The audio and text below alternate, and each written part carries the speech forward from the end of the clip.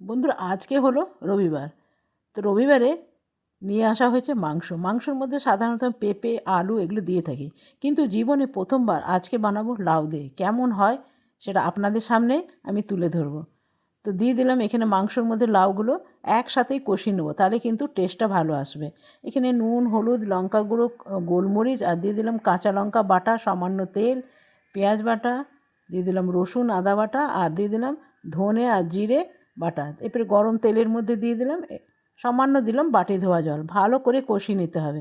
তো এটা আমার কষানো হয়ে গেছে।